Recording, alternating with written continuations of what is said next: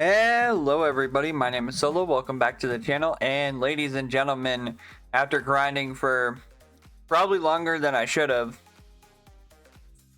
the Easter event egg has been completed, and now we are gonna get Easter SpongeBob. Now, if you guys don't know where that's from, it's actually from I want to say it's an episode where SpongeBob gets basically locked out of his house for a house party and he's stuck in this outfit. So we've also probably seen it somewhere else in like some promotional material.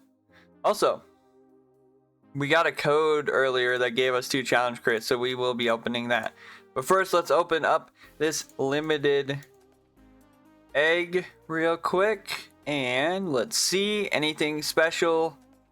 Nope, it's just regular Easter Bunny SpongeBob. Alright, let's open up these challenge crates. I think the only one I don't have... the only one I don't have is... Dennis, I think, from the challenge crate.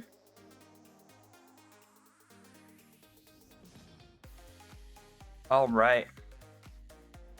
As you can see, I apparently am just hoarding at this point.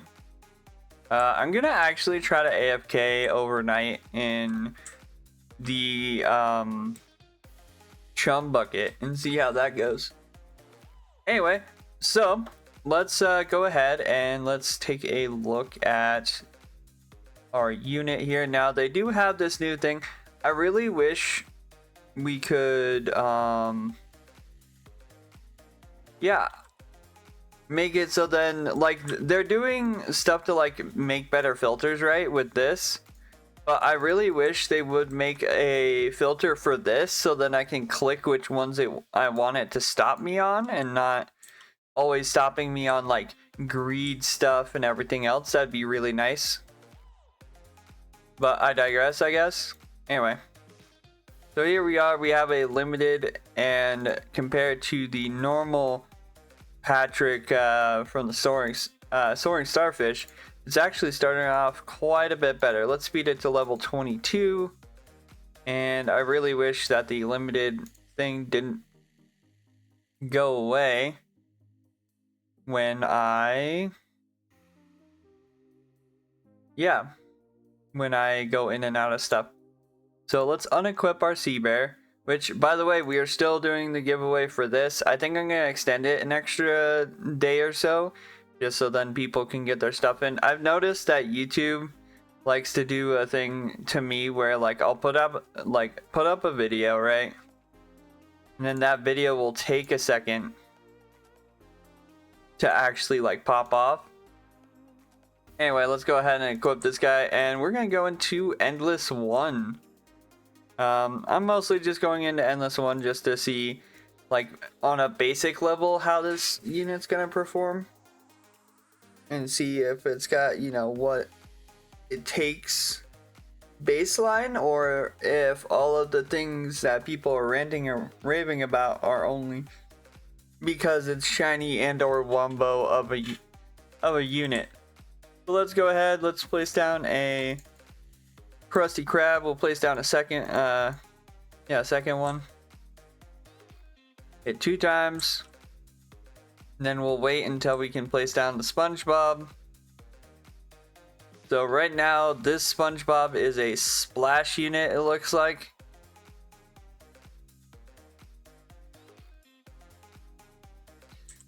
Okay, I'm gonna place him down here. Okay. So I think people said the big thing about SpongeBob here is the fact that his cooldown is like 1 second, making him one of the faster units in the game. And I'm guessing if you get something that also speeds up cooldown, it probably makes him even better of a character in the game, because, well, he's going to be throwing stuff at less than a second. Anyway, we're gonna upgrade these Krusty Krabs to max. Sorry, my brain's giving me a bit of fog today. aka I can't remember half the stuff. But yeah, so if we upgrade, SpongeBob now attacks every half a second. Again, this is Splash, so like there's a zone in which he does damage, right? So max is, yeah, 9,000 every half a second. So we're gonna put another one down here and then upgrade and see how that. Look at this. Like that's kind of nuts. Not gonna lie. Like, granted, if you get something that's gonna raise that lower, you're gonna be doing absolutely fantastic. But there are people who are like, oh yeah, well this is nothing compared to Spongehenge, right? And to be fair, Spongehenge is a secret unit still. But I definitely think for like the terms of a limited, I think this is probably about 2 to 3 times better than the Patrick we got for Valentine's Day. Because the issue with the Patrick we got for Valentine's Day was the fact that, well, A, trying to get him was a royal pain, and B, not having, like, not only not having enough time, but also feeling like we had to wait forever for the event to come out, also kind of like pushed that back a lot. And another thing is that honestly, that starfish, to be quite honest with you, was kind of lackluster for the fact that it felt like it was supposed to be a moving unit that moved around the map, kind of like the airplane during Bloons Tower Defense. But it just didn't. Like, it just kind of like had its base, kind of like how Sea Bear works now. But it had its base, then it would go out. Then go back to base, go out, and then like it would follow, but only in a certain range. So yeah, it was kind of honestly one of the more odd units. And I didn't want to talk about this. It still feels like some of the old units were, again, nerfed for no reason, just so then they can make the new units look better. I mean, come on, you can't tell me that this Cyborg Plankton having, you know, its damage be 6,000 base and 0.6, where something like Gary is doing more damage than it. Yeah, not Gary. Like Sea Bear or Alaskan Bullworm or any of the newer secrets and or mythics, because there are some new mythics that do way more damage, right? But you're telling me that like it was quote unquote necessary for them to nerf damage, when in reality they probably just did it so then they could get more and more money out of people to get more units. But apparently we're supposedly getting something to do with Rock Bottom on Tuesday. I'm probably going to try to finish up Sandy's Tree Dome by then. And so then if a new map comes out, I'll be able to actually do it. I think the biggest issue is people know that the new map's probably going to have some sort of modifier, because that's what Sandy's Tree Dome has. It has the like hot and cold modifier. So who knows how well it's going to be for farming.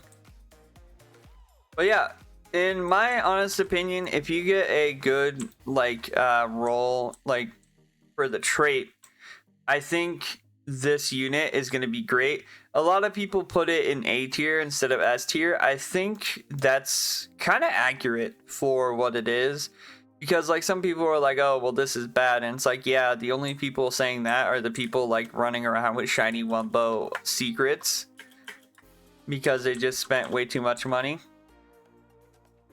But yeah, overall, I think the Easter Bunny SpongeBob is pretty worth it to get if you have the time to grind the story stages. If you have all of them unlocked, you should be fine.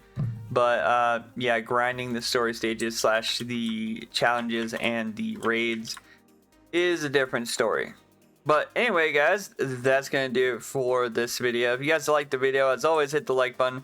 Comment down below, what do you think they're going to be adding unit-wise when it comes to Rock Bottom? Because we know it's 4 units for the gem summon. Me personally, I hope we get the train or the bus attendant. That'd be pretty funny. But anyway, let me know your comments down below. Also, suggest like a unit in the comments. See what people have for just suggestions. Because honestly, I'd really love to see like a Glove World mascot to be like a boost or like a buffing unit. Or I'd like to see more of the Dream World units, since we didn't get, you know, a whole event for that. We still have only gotten one singular event for a group of units, and that was Band Geeks. So I'm hoping that Wonderworks Studios, yes, DreamWorks, the people who made